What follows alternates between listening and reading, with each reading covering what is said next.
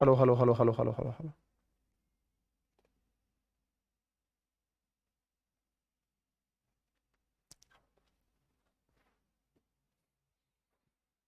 ठीक है ठीक है ठीक है।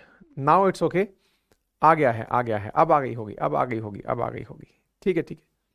तो फिर से बोलता हूं।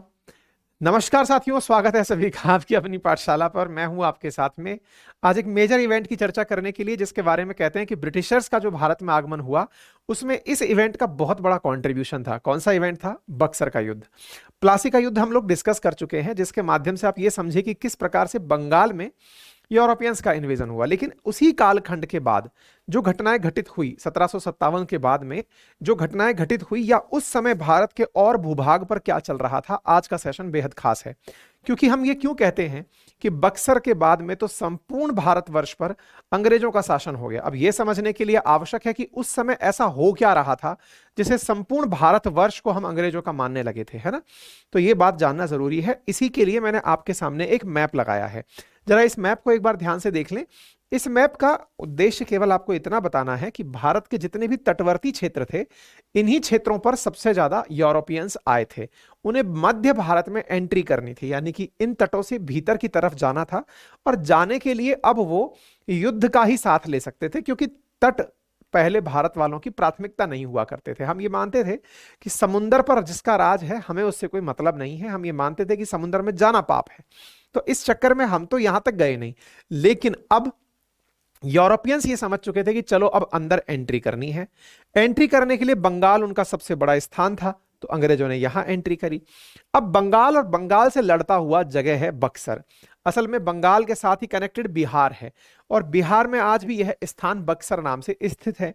तो अब ये जो बक्सर की लड़ाई है, ये खास क्यों होती है?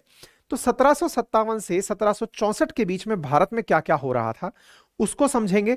और साथ ही साथ अवध, जिसको आज हम उत्तर प्रदेश के नाम से जानते हैं, उस क्षेत्र में क्या हो रहा था, और अवध दिल्ली तक पहुंच रहा था तो क्या हो रहा था। तो एक बार के लिए इस मैप को देखें और इससे समझने का प्रयास करें। यह आपको वर्तमान का बंगाल दिखाई दे रहा है। असल में आज का बंगाल नहीं है, उस समय का बंगाल दिखाई दे रहा है, जिस समय ढाका भी इसी का हिस्सा हुआ करता था। कलकत्ता, प्लासी, बक्सर, पटना, ये सब बिहार का जो हिस्सा है, ये उस समय बंगाल का हिस्सा हुआ करता था। अब ये जो बंगाल का हिस्सा है, इसी के अंदर बक्सर है, और बक्सर से कनेक्टेड अवध दिखाई दे रहा है।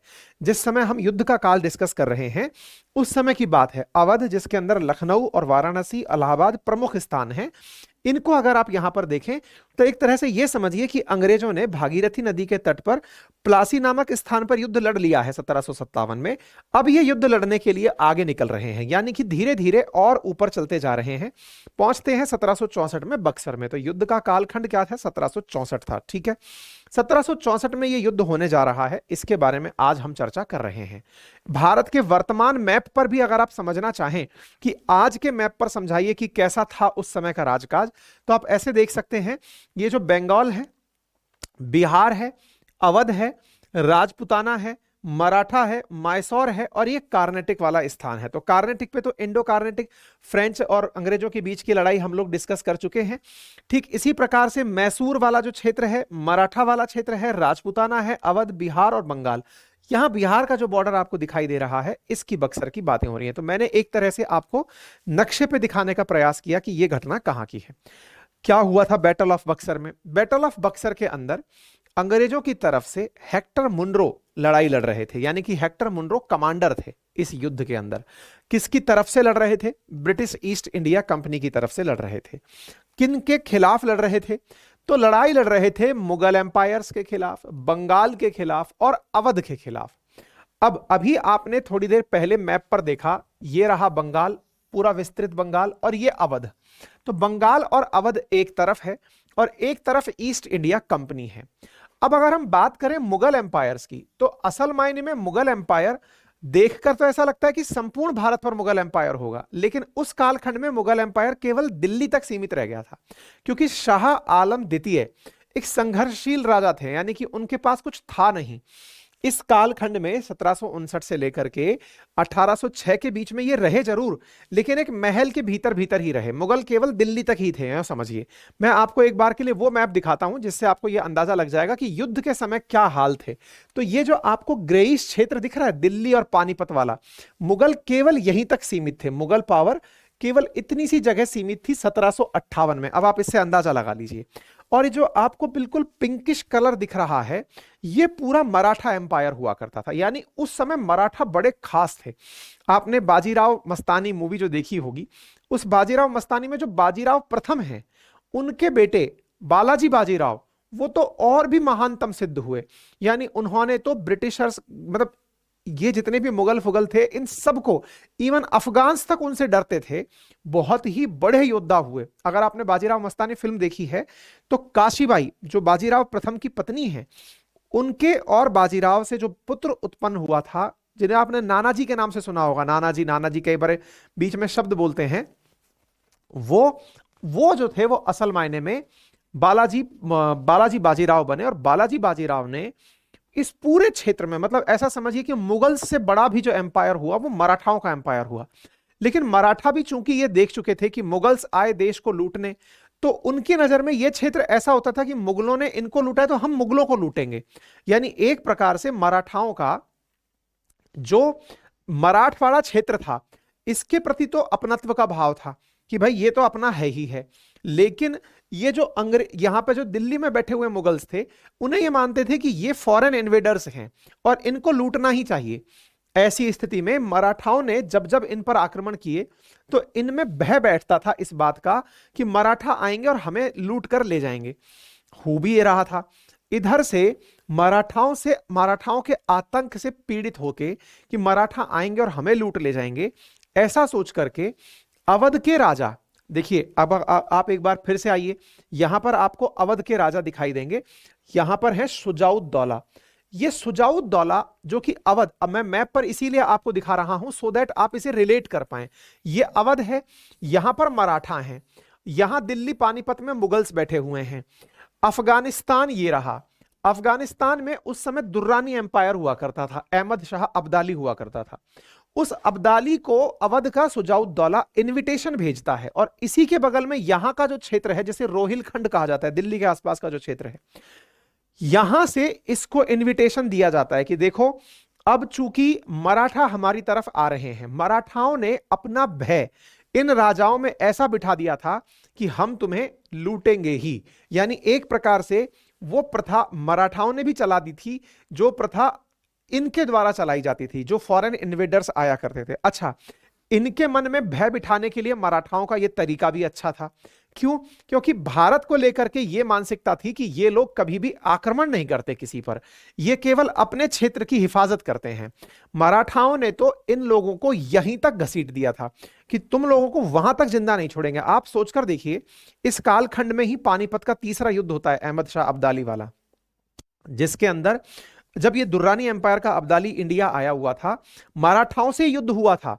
मराठा हारे भी थे, लेकिन अहमद शाह अब्दाली को जब यह पता चला कि बालाजी बाजीराव खुद आ रहे हैं युद्ध करने के लिए, तो वो खुद अपनी तरफ से हाथ जोड़कर कहा कि मैं दिल्ली छोड़कर जा रहा हूं, आप मत आना, है ना। सदाशिव भाऊ जो थे, उन्होंने इस युद्ध में लीड किया था बालाजी, मतलब मराठाओं के साथ में युद्ध करते समय, पानीपत का तीसरा युद्ध।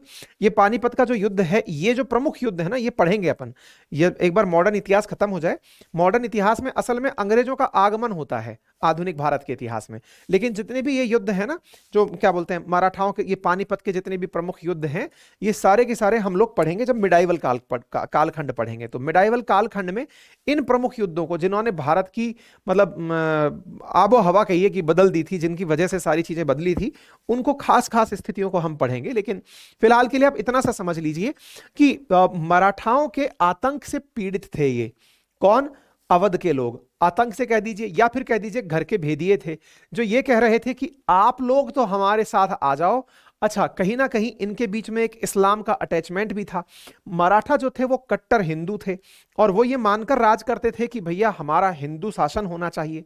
इधर यहां पर अवध के अंदर सिराउद्दौला बैठा हुआ है, वो इधर से दुर्रानी को बुलाकर कहता है कि आप दिल्ली पर शासन करने आ जाओ, क्योंकि दिल्ली का शाह आलम बहुत ही कमजोर प्रकार का राजा है, उसको तो जीतना है ही नहीं, इसीलिए कहते हैं कि दुर्रानी क्रॉस करके यमुना नदी इधर तक निकल गया था, ठीक है ना। तो इन्होंने इसको इनवाइट किया, तो पानीपत का तृतीय युद्ध भले ही मराठा हारे हों, लेकिन जब पता चला कि वो वापस आ रहे हैं तो खुद भाग गया अब्दाली यहां से कि भाई चलो अब निकलना पड़ेगा यहां से। खैर, तो आपको यहां पर क्या दिखा रहा हूं, सुजाउद्दौला। सुजाउद्दौला कौन है, तो सुजाउद्दौला अवध की तरफ से नवाब हैं। अब अवध के नवाब ने चूंकि दिल्ली के शाह आलम को अपने साथ कर रखा, साथ ही साथ ऊपर से अब्दाली को बुला रखा। एक प्रकार से यह समझिए कि उत्तर भारत का मैक्सिमम क्षेत्र इन लोगों ने अपने कब्जे में किया हुआ था। मुगल्स की तरफ से शाह आलम और नजफ खान युद्ध लड़ रहे थे, इधर की तरफ से मीर कासिम जो बंगाल में अभी तक अंग्रेजों की से पीड़ित हो रहा था। क्यों, क्योंकि अल्टीमेटली अंग्रेजों ने बंगाल में भी उसको तो अपना गुलाम सा बना ही लिया था, उससे केवल राइट्स ले लिए थे कि यहां पर व्यापार करने के राइट्स हमारे होने चाहिए। तो मीर कासिम, साथ ही साथ सुजाउद्दौला, शाह आलम और ये सब लोग मिलकर के अंग्रेजों के खिलाफ एक होकर लड़ने निकले। लेकिन अंग्रेजों की वही ताकत थी, क्या ताकत थी, 17,000 सैनिक, 40,000 इनके पास सैनिक, लेकिन अंग्रेजों के पास सबसे बड़ी ताकत क्या, अनुशासित सेना और साथ ही साथ डिसिप्लिन में ऑर्डर मानने के लिए हथियारों की बेहतरीन उपयोग की कला, पारंगत कला, यानी इनका एक व्यक्ति इनके कई व्यक्तियों के बराबर हुआ करता था। तो ऐसी स्थिति में इस युद्ध का रिजल्ट तो आज आपको पता ही है, तभी तो हम लोग इसका इतिहास पढ़ रहे हैं। तो बैटल ऑफ बक्सर हुआ। तो अब उस कालखंड में क्या क्या हो रहा था जब बैटल ऑफ बक्सर हो रहा था, तो उस समय अब देखिए ईयर आप ध्यान रखिए, बैटल ऑफ बक्सर था 1764 में।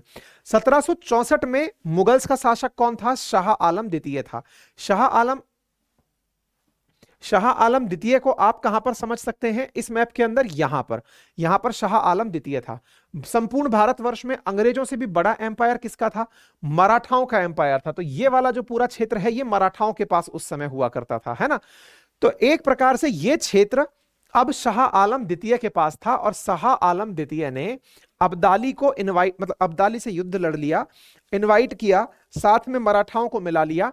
और यहां पर जो कालखंड में हुआ वो अहमद शाह अब्दाली के लिए एक ब्रीफ इंट्रो हमने निकालकर यहां दे दिया है कि अब्दाली के जाने के बाद शाह आलम बैठे रहे, बाद में इंडिया का ही प्रतिनिधि मानकर उनका शासन भी करवाया गया कि आप ही दिल्ली के प्रतिनिधि हैं 1806 तक। लेकिन बक्सर के प्रभावी कारणों में अंग्रेजों के पास जो सबसे बड़ी जीत का कारण बना वो क्या था कि मराठाओं के खिलाफ कौन थे, मराठाओं के खिलाफ अवध के नवाब थे। ऐसी स्थिति में अगर इनको जीत लिया जाता है अंग्रेजों के द्वारा तो बहुत बड़े क्षेत्र पर अंग्रेजों का कब्जा हो सकता था। तो अब आप क्या देखते हैं, ये वाला जो क्षेत्र है मराठाओं का जो मैंने आपको दिखाया, बैटल ऑफ पानीपत में क्यों बता रहा हूं, पानीपत इसलिए ध्यान रखिएगा क्योंकि उसी कालखंड में, कौन सा कालखंड है, प्लासी 1757 में हुआ, 1764 के अंदर बक्सर हो रहा है, इसी बीच में पानीपत का तीसरा युद्ध हो रहा है 1761 का। इसलिए उस पर्टिकुलर एरा में आप यदि ये माने कि केवल बक्सर और प्लासी ही हुआ था और कोई ऐतिहासिक घटना नहीं घटी थी, मराठाओं की हार हुई थी। और मराठाओं की हार एक बहुत बड़ा मतलब इंपैक्ट माना जाता है। अंग्रेजों की विजय में मराठाओं की हार का मतलब ये समझ के चलिए कि अंग्रेजों की तो सत्ता आनी ही थी। क्यों, क्योंकि मराठा हार चुके थे। अदरवाइज मराठा अगर पावरफुल रहे होते, दिल्ली मराठाओं के पास रहा होता, मुगल्स के पास ना रहा होता, तो शायद अंग्रेज ना होते। समझ रहे हैं आप। तो ऐसी स्थिति में पानीपत का तीसरा युद्ध किस किस के बीच लड़ा गया था, मराठा एम्पायर और दुर्रानी के बीच में। और चूंकि मराठा हार गए तो सिंबॉलिक मैसेज क्या गया कि देश के ऊपर मराठाओं का शासन हो गया है, सॉरी दुर्रानी का शासन हो गया है, या फिर कहिए दिल्ली का शासन हो गया है। और दिल्ली का शासन हो गया है, दिल्ली में जो राजा है अगर उसको अंग्रेजों ने हरा दिया तो पूरा मराठा भी अब अंग्रेजों के अधीन हो गया है। स्थितियों को फिर से समझिए, मैं क्या बोल रहा हूं, आप इस कालखंड को पकड़िए। 1761 हम बात कर रहे हैं 1757 की। 57 में क्या लड़ा गया, प्लासी। 1764 में क्या लड़ा गया, बक्सर। 1761, अब 1761 के अंदर क्या लड़ा गया, पानीपत। अब हम जो यहां पर चर्चा कर रहे हैं वो किस बात की कर रहे हैं समझिएगा। 1761 का जो पानीपत युद्ध है, इस पानीपत के युद्ध में हम लोग जो चर्चा कर रहे हैं वो इस बात की है कि भाई अल्टीमेटली वो कालखंड अंग्रेजों के लिए बड़ा कालखंड क्यों था, बक्सर का युद्ध इतना मायने क्यों रखता था। तो बताया गया कि प्लासी जब था ना, तो प्लासी में तो अंग्रेजों ने केवल बंगाल जीता था, चलो ये बात समझ में आ गई। लेकिन बंगाल के बाद पूरे भारत पर क्या चल रहा था, तो पूरे भारत में मेजॉरिटी क्षेत्र पर मराठाओं का कब्जा था। बोले ठीक है साहब, मराठाओं का कब्जा था। मराठा 1761 में 1761 में अफगान शासक दुर्रानी एम्पायर अहमद शाह अब्दाली से हार गए। अब्दाली जीत गया। अब अब्दाली जीत गया, देखिए एम्पायरों में ऐसे ही तो होता था कि अब्दाली जीत गया, इसका मतलब मराठाओं का शासन खत्म हो गया। भाई एक युद्ध हारा, इसका मतलब संपूर्ण शासन ध्वस्त। अब तो जो जो उनकी विरासतें हैं वो सब उसकी हो गई। अब्दाली डर के मारे टिका नहीं, क्योंकि जब पुणे में पता चला बालाजी बाजीराव को कि मैं जाऊंगा अब उनको, क्योंकि सदाशिव राव भाऊ आ रहे थे यहां पे, तो अब्दाली तो भाग लिया, लेकिन सिंबॉलिक रूप से मराठाओं की हार हो चुकी थी। मराठाओं की हार हुई 1761 में। 1761 में मराठाओं की हार हुई। दिल्ली पर अब जो बैठा है वो शाह आलम है। शाह आलम अंग्रेजों से लड़ने के लिए अवध के नवाब सिराजुद्दौला को साथ में ले रहा है। तो एक प्रकार से दिल्ली रिप्रेजेंटेटिव है इस बात का कि वो मराठाओं को हरा चुका है। मराठाओं को हराकर बैठी सत्ता दिल्ली में है, साथ में अवध का नवाब। ये दो लोग अगर अंग्रेजों से हार जाते हैं, इसका मतलब क्या हुआ? अवध भी अंग्रेजों से गया, दिल्ली भी अंग्रेजों से गया, और दिल्ली चूंकि मराठाओं को हरा चुकी है तो पूरे मराठा भी अंग्रेजों के नीचे चले गए। पता नहीं आगे ये बात समझ में कैसे आई होगी आपको। भाई यहां पर ऐसे होता था ना, जैसे मान लो मैं आपसे ये कहूं, आपकी और मतलब दो लोगों के बीच लड़ाई हो रही है, लोगों के बीच लड़ाई हो रही है, उसमें से एक विजेता हो गया, ठीक है साहब। तो जो हारा उसके 150 लोग थे, वो ऊपर वाले की, जिससे जो हारे हैं उसकी सरपरस्ती मान ली कि प्रभु आप महान हैं, ठीक है। अब आप आते हो, उस विजेता को हरा देते हो। विजेता को हरा देते हो तो विजेता की पूरी सेना और जो पहले से हरी हुई सेना थी वो सारी आपकी हो गई। अंग्रेजों को उस कालखंड में जो सबसे बड़ा फायदा हुआ वो इसी बात का हुआ। किस बात का हुआ? कि उस समय पर मराठा जैसी पावर दिल्ली से हार चुकी थी, और दिल्ली से हार चुकी थी तो केवल दिल्ली को ही तो हराना था, और दिल्ली को हराने में इन्होंने बक्सर की लड़ाई लड़ी। तो उम्मीद है कि अब आपको बक्सर की लड़ाई समझ में आ गई होगी कि क्या थी। तो ये एक संयुक्त सेना थी जिसमें कि अवध के नवाब सुजाउद्दौला, मुगल शासक शाह आलम द्वितीय और बंगाल के नवाब मीर कासिम अंग्रेजों से युद्ध लड़े थे। और यहीं से कहा जाता है कि फिर पूरे भारत पर अंग्रेजों का राज हो गया। क्यों? क्योंकि उस समय अगर आप देखें तो सोचो, इतने बड़े क्षेत्र पर मराठाओं का राज था, एक ही बाजी से ये पूरा राज अंग्रेजों के हाथ में आ गया, इसलिए खास था ये। उम्मीद है बक्सर आपको समझ में आया हो। और जब ऑब्वियस सी बात है कि अंग्रेजों से जब कोई भी हारेगा, तो अंग्रेज तो व्यापारी बन के आए थे, और व्यापारी बन के आए तो उन्होंने ये नहीं कहा कि हमें शासन करना है। इंटरेस्टिंग फैक्ट देखो, हरा करके भी मुगल एम्पायर से कह रहे हैं कि आप तो वहीं बैठिए, नवाब से, अवध के नवाब से कह रहे हैं आप भी मस्त बैठिए सीट पर, हम बकायदा आपको अपनी तरफ से पेंशन भी देंगे, तनख्वाह भी देंगे, लोड मत लीजिए, आप शासन चलाइए, हमें बस व्यापार करने दीजिए। बार बार एक ही चीज, हम तो व्यापारी लोग हैं, हमें केवल व्यापार करने दीजिए, राज आप लोग करिए। तो वो जो काम था जिसमें ये निर्णय लिया गया था उसको बोला जाता है इलाहाबाद की संधि। इसलिए कहा जाता है कि जो मतलब ये जो युद्ध हुआ था बक्सर का, इसके अंदर जो संधि हुई बक्सर की युद्ध के अंदर, उसका नाम इलाहाबाद की संधि था। और उस इलाहाबाद की संधि के तहत कंपनी को अब बंगाल, बिहार, उड़ीसा के दीवानी अधिकार मिल गए। अच्छा, दीवानी और फौजदारी दो प्रकार के अधिकार होते हैं। फौजदारी का मतलब होता है दंड देने का अधिकार, दंड देने का अधिकार शारीरिक रूप से, और दीवानी का अधिकार होता है राजस्व का अधिकार। जिस प्रकार से आप आज भी सुनते हैं दीवानी न्यायालय और फौजदारी मामले, दीवानी मामले और फौजदारी मामले, राजस्व से, भूमि से, धन से जुड़े जो मामले होते हैं ये दीवानी मामले होते हैं। और फौजदारी मामले, अगर किसी ने किसी को पीटा है, मारा है, चोरी की है, अपहरण किया है, हत्या की है, बलात्कार किया है, ये सब फौजदारी मामले हैं। इन मामलों में जनता के सेंटिमेंट्स होते हैं फौजदारी में। दीवानी में क्या है, आपको पता ही नहीं चल रहा है कि कौन आपसे कितना वसूल ले रहा है। तो ऐसी स्थिति में बंगाल, बिहार, उड़ीसा, इनके दीवानी अधिकार कंपनी को प्राप्त हो गए, और कंपनी इन क्षेत्रों में राजस्व वसूली के लिए अधिकृत कर दी गई कि यहां से जो भी रेवेन्यू प्राप्त होगा अब वो कंपनी का होगा। कंपनी ने अवध के नवाब से कड़ा और इलाहाबाद क्षेत्र लेकर मुगल शासक को सौंप दिए। शाह आलम से कहा गया कि ये पकड़िए आप, लेकिन अब यहां पर अंग्रेजों की सेना रहेगी।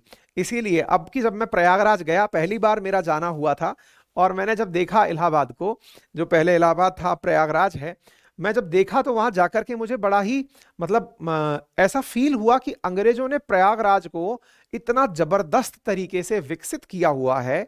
पूरा प्रॉपर तरीके से सिविल लाइंस बनी हुई है, साथ ही साथ यूनिवर्सिटी, अपने सरकारी दफ्तर, कार्यालय, उन्होंने अपना पूरा क्षेत्र बनाया था वहां पे बकायदा।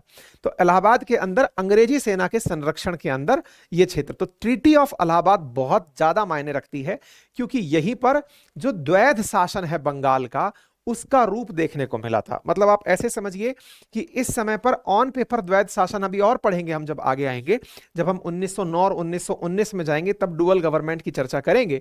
लेकिन 1765 से 72 के बीच में भी जो डुअल गवर्नमेंट ऑफ बंगाल था, ये ट्रीटी ऑफ इलाहाबाद में साफ साफ दिखाई पड़ता है। इसमें हुआ क्या था? इसमें हुआ ये, जिनको हराया, भाई हराने के बाद संधि करनी पड़ती है। संधि का मतलब ये हुआ कि अब तुम हार गए हो, अब इस क्षेत्र पर हमारा अधिकार होगा। तो ट्रीटी ऑफ इलाहाबाद 1765 के अंदर अंग्रेजों ने नवाब ऑफ बंगाल के साथ समझौते किए, जिसके तहत दीवानी अधिकार यानी राजस्व अर्जन का अधिकार, रेवेन्यू प्राप्त करने का अधिकार किसने ले लिया? अंग्रेजों ने ले लिया। और साथ ही साथ अंग्रेजों ने right to appoint and dismiss deputy सूबेदार, इसका मतलब जो सेना है, देखिए सेना के अंदर उच्च पदों पर तो अंग्रेज ही बैठेंगे, लेकिन सूबेदार रैंक आज भी होती है, और सूबेदार के साथ साथ डेप्यूटी सूबेदार, यानी कि डेप्यूटी सूबेदार की जो रैंक है उससे ऊपर के अधिकारियों को डिसमिस करने की पावर सेना पर भी किसने अपने हाथ में रख ली? कंपनी ने। तो इस प्रकार से पैसा भी उनके पास आ गया, यानी कंट्रोल ऑफ फंड, क्योंकि रेवेन्यू अर्जित कर रहे हैं, यानी वित्त मंत्रालय भी आ गया और रक्षा मंत्रालय भी आ गया। किसके पास? कंपनी के पास। तो कंपनी ने अपने पास में डिफेंस पर कंट्रोल कर लिया, साथ में रेवेन्यू पर कंट्रोल कर लिया, और दूसरी तरफ नवाब को क्या दे दिया? जो निजामत के फंक्शन थे, जैसे कि आप मिलिट्री की सेवा करिए, पुलिस का काम करिए, और साथ ही साथ लॉ एंड ऑर्डर मैनेज करिए। तो एक प्रकार से जो जिम्मेदारी थी ना लॉ एंड ऑर्डर की, वो किसको दे दी गई? नवाब को दे दी गई, कि आप यहां पर प्रॉपर तरीके से नवाब ऑफ बंगाल होने के नाम पर अवध वाले पूरे क्षेत्र पर अपना नवाबी चलाएं। तो नवाबी के पास, इसलिए कहते हैं ना नवाबी चली गई, तो नवाबी तो चली गई, उनको दिया तो अधिकार ऐसा कि उनको लगने लगा कि वो नवाब हैं, लेकिन सही मायने में जब पैसा नहीं है और आपके पास जिम्मेदारियां दे दी गई हैं, तो जनता किससे नाराज होगी? आप विचार कीजिए, आज आप लोग जब नाराज होते हैं, किस बात से होते हैं? कि यार हम सरकार को इतना टैक्स देते हैं, हम इतना सब कुछ करते हैं, हमारे घर में लूट हो जा रही है, हत्या हो जा रही है, बलात्कार सड़कों। जनता के सेंटिमेंट कब बाहर निकल के सबसे ज्यादा आते हैं? जब कोई ऐसी घटना होती है जिसमें कि समाज हिल जाता है। समाज हिलते ही आप किसके खिलाफ खड़े होते हैं? सरकार के खिलाफ खड़े होते हैं। आप प्रोटेस्ट करने के लिए, अगर कहीं पर भी कोई हत्या बलात्कार जैसी कोई घटना होती है, तो आप लोग सरकार के खिलाफ प्रोटेस्ट, क्योंकि शासन व्यवस्था अच्छे से नहीं चल रही, उसके खिलाफ खड़े होते हैं। अंग्रेजों ने यही तो किया। अंग्रेजों ने नवाब को शासन व्यवस्था पकड़ा दी, तुम शासन चलाओ, क्योंकि शासन के खिलाफ जनता प्रोटेस्ट करेगी। राजस्व के खिलाफ तो करती नहीं है, क्योंकि राजस्व जिसके पास है वो डरा हुआ आदमी है। आज जितने भी देश के अंदर पैसे वाले लोग हैं, आज नहीं दुनिया का नियम है ये, जिसके पास है वो बेचारा डरता है, और जिसके पास नहीं है वो सबसे ज्यादा खुश रहता है कि अपने से तो तुम क्या ही ले लोगे। तो है ना, ऐसी स्थिति में जिनके पास है वो तो चुपचाप उठा उठा करके अंग्रेजों को दे रहे हैं कि साहब ये पकड़ लो पैसे, सर ये पकड़ लो पैसे। अब उनको चुपचाप धन तो मिलता जा रहा है, और जिम्मेदारी किसको दे दी गई? अवध को दे दी गई, नवाब साहब को, कि देखो ऐसा नहीं होना चाहिए। तो लोगों की नजर में हीरो कौन बने रहे पूरे टाइम? अंग्रेज, कि देखो यार अंग्रेज कितने अच्छे लोग हैं। ये ऐसा नहीं है। आज अपने अपने देश में क्या होता है, अगर आज की राजनीति को आप देखें तो आज की राजनीति में क्या होता है? केजरीवाल शासन बार बार किस चीज की डिमांड कर रहा होता है दिल्ली के अंदर, कि हमें पुलिस दो, हमें पुलिस दो। पुलिस क्यों चाहते हो भाई? जनता पर कंट्रोल करने के लिए ना। तुम्हें राजस्व दे तो रखा है, अंग्रेजों के समय पे राजस्व कंपनी ने अपने पास रखा था, पुलिस उन्होंने राजा को दी थी कि भैया पुलिस तुम पकड़ो, क्योंकि हम नहीं चाहते कि हमारे खिलाफ प्रदर्शन हो। उल्टा आज के देश में क्या होता है? आज होता है लोग कहते हैं पुलिस अधिकार हमारे पास होने चाहिए साहब। बोले उससे क्या होता है? डर का शासन बैठता है। सोचते हैं कि पैसा भी हमारे पास हो और पुलिस भी हमारे पास हो, फिर तो सोचिए शासन कितना जबरदस्त होगा। लेकिन अंग्रेजों ने स्मार्टनेस के साथ में डुअल गवर्नमेंट चलाई थी। उम्मीद है अब आप लोगों को इलाहाबाद की संधि जब लिखनी हो तो कुछ इस प्रकार से आप लिख पाएंगे, मतलब ये बात प्रॉपर तरीके से। कंपनी ने मुगल शासक से कहा कि हम आपको प्रतिवर्ष 26 लाख रुपए का भुगतान करेंगे, लेकिन कंपनी ने अपने वादे पर ज्यादा दिन तक काम नहीं किया। साथ ही साथ कंपनी ने नवाब को किसी भी प्रकार के आक्रमण के विरुद्ध, अच्छा ये बड़ी शानदार चीज थी, हालांकि वेलेस्ली ने इसको अपनाया था सहायता संधि के नाम पर, लेकिन ये डुप्लेसी की नीति थी कि हम आपकी सुरक्षा करेंगे। फ्रांसीसियों का था ये वैसे नियम तो, कि हम आपकी सुरक्षा करेंगे, सुरक्षा के नाम पर हमें आपको सेना का खर्चा देना होगा। यानी कि आप हमारे पास, आप सोचिए अंग्रेजों ने कितना अच्छे से पट्टी पढ़ाई राजाओं को कि आप अपने पास सेना क्यों लड़ते हैं, रखते हैं, रखने की जरूरत ही नहीं होनी चाहिए, आपकी सेना को तो कुछ आता भी नहीं है, आपके 40,000 सैनिक हमने मुट्ठी भर लोगों से हरा दिए, इसलिए आप अपनी सेना को डिसमेंटल करिए। आपको सेना चाहिए ना, एनी टाइम बोलना हम सेना लेके आ जाएंगे, और बोले सर इसका क्या लो, बस नॉमिनल फीस लेंगे। आज भी जैसे आप में से बहुत सारे लोग देखते होंगे, अपने घर में शादी है, फंक्शन है, कोई भी कार्यक्रम होता है, तो हम क्या करते हैं, हम किसी कंपनी को काम दे देते हैं कि हाँ भाई तुम ये बना देना, तुम ये काम कर देना, वगैरह वगैरह हम लोग करते हैं, तो आउटसोर्स कर देते हैं ना अपन लोग सब चीजों को। अंग्रेजों ने राजाओं को आदत ऐसे बिगाड़ दी कि आप पर कोई आक्रमण नहीं करेगा, ये मेरी जिम्मेदारी है, आपको किसी पर करना हो तो सेना मैं पाल के रख रहा हूं, आपको सेना रखनी क्यों है, क्यों खर्चे करने। राजा ने कहा हाँ यार ये बात तो सही कह रहा है, सेना तो रखनी नहीं चाहिए, हमें सेना नहीं रखनी चाहिए। राजा बेचारे अब भोले आदमी फंस गए। अंग्रेजों ने बताया कि हमारी सेना तो बड़ी अनुशासित है, गोले चलाना जानती है, गोली निशाने बनाती है, 1 to 1 करके चलती है, 1-2-1 करके चलती है, इनके लिए कोई भी वार क्राई नहीं है, बस ये तो आदेश की पालना में बस फायर करना जानते हैं। राजाओं को लगा बढ़िया चीज है। तो ऐसी स्थिति में अंग्रेजों ने राजाओं से उनकी सेना छीनकर खुद की सेना डेवलप कर ली। खर्चा किसका, राजाओं का। डेवलप किसकी हुई, सेना खुद की। इससे फायदा क्या हुआ, अब ये एक ही सेना से हर राजा के खिलाफ खड़े हो जाते थे। हाँ भाई बता, मानता है तो ठीक है, नहीं तो हम ये कर लेंगे। इतना बुरा हाल हुआ था। अब यहां से आगे 1857 का जो बीच का कालखंड है, इसमें राजाओं के साथ में जो हाल मचाया गया वो यही था कि हर राजा सरेंडर कर देता था, क्योंकि सेना इनकी बड़ी थी। तो एक प्रकार से ये चीज अपने आप में बहुत विचित्र बन के आई। फिर बंगाल का नवाब मीर जाफर को दोबारा से बना दिया गया मीर कासिम की मौत के बाद। इसके बाद में नवाब की गद्दी पर, ये ठीक है, मतलब ये तो कंकरेंट इशू है, तो उम्मीद है कि आप लोगों को ये बात समझ में आ गई होगी। ठीक है, अगर कोई ये पूछता है कि भाई बक्सर का युद्ध क्यों हुआ था, इसके कारण बताओ, तो सबसे इंपॉर्टेंट चीज तो मैंने आपको पहले भी बता दिया था कि ब्रिटिशर्स अपने पास अपने अधिकार के रूप में व्यापारिक अधिकार सुरक्षित करना चाहते थे। उन्हें एक प्रकार से व्यापार के अंदर जो दस्तकें दी जाती थी, फरमान की जो दस्तकें दी जाती थी कि आप टैक्स फ्री होकर यात्रा कर सकते हैं, उनका वो दुरुपयोग कर रहे थे। तो इसी प्रकार से कुल मिलाकर अंग्रेज जिस भी राजा के काल में रहे उसे इरिटेटिंग ही लगते रहे। मीर कासिम ने इनको अधिकार दिए, तो इन्होंने मीर कासिम के ही अधिकारों का दुरुपयोग किया। इसके कारण सबसे बड़ा काम हुआ। दूसरा, कंपनी के कर्मचारी अपने स्तर पर क्या करने लगे कि वो इन अधिकारों का, फरमानों का दुरुपयोग करते हुए उन अधिकारों को भी आगे बेचने लगे, लोगों के बीच में उसको बेचने लगे। तो इस प्रकार से राजा का राजस्व खत्म होता गया, तो युद्ध ही अल्टीमेट कारण बचता है। तो कंक्लूजन अगर पूछा जाए कि क्या हुआ बक्सर के अंदर, तो ये युगांतकारी घटना थी। क्यों, बंगाल अंग्रेजों के पास हो चुका था, अवध हो चुका था, मुगल्स हो चुके थे। मुगल्स चूंकि मराठाओं को हरा चुके थे, मतलब अब्दाली के साथ मिलके, तो मराठा उसके हो गए थे। तो एक प्रकार से अब ब्रिटिशर्स भारत के अंदर हो गए थे। फ्रांसीसियों को हरा चुके थे, मुगल्स को हरा चुके थे, इनडायरेक्टली मराठाओं को हरा चुके थे। तो सबसे बड़ी सत्ता बनकर के बक्सर के युद्ध में ही ये लोग निकल करके आए थे। तो उम्मीद है अब आप लोगों को ये बात अच्छे से समझ में आ गई होगी। ये बन गया था साहब ब्रिटिश इंडिया। अब आप देख लीजिए किस क्षेत्र तक ब्रिटिशर्स फैले थे। क्लियर? चलिए, टीपू सुल्तान के बारे में पढ़ना है आपको, ये मिडाइवल में पढ़ाएंगे आपको, है ना, जब मध्यकालीन भारत, चूंकि आप सबके डिमांड पर हमने आधुनिक भारत शुरू किया है ना, तो आधुनिक भारत के अंदर। ठीक है, चलिए, तो कल हम शुरू करेंगे 1857 की क्रांति और उसके बड़े कारण। लेकिन उससे पहले एक काम करता हूं, 1857 से पहले इस बीच में जो गवर्नर जनरल आए थे ना, रॉबर्ट क्लाइव से लेकर के और डलहौजी तक, क्योंकि डलहौजी तक नहीं पहुंचोगे तो 1857 समझ में नहीं आएगा। तो इस बीच के जो गवर्नर जनरल आए थे उनको कल पढ़ा देते हैं, 1857 तक के गवर्नर जनरल। क्योंकि 1857 के बाद गवर्नर जनरल नहीं, फिर वायसराय आएंगे, क्योंकि पद जो था 1857 के बाद में वायसराय का बनना शुरू हो गया था। तो गवर्नर जनरल कल गवर्नर जनरल पढ़ाते हैं इस कालखंड के, और उनकी प्रमुख नीतियां जो रही थी ना, कि कौन से गवर्नर जनरल ने क्या किया था, वो हम कल डिस्कस करेंगे। ठीक है साहब, चलिए, थैंक यू सो मच। और हाँ, ये पूरा कंटेंट आपको पीडीएफ के रूप में तो यहाँ प्राप्त हो ही जाएगा। और यदि आप में से कोई भी साथी ऐसा है जो इसे रिटन मटेरियल के रूप में जो भी हमने यहाँ पढ़ाया है उसे घर पर मंगाना चाहता है, तो अपनी सारी किताबें, पता नहीं आप में से कितनों ने देखी हुई हैं, कितनों ने नहीं देखी हुई हैं, मैं आपको दिखा दूं, क्योंकि बहुत दिनों से मैंने ये बंडल अपने पास रखा हुआ नहीं था, तो मैं इस बंडल को लेके आया हूँ।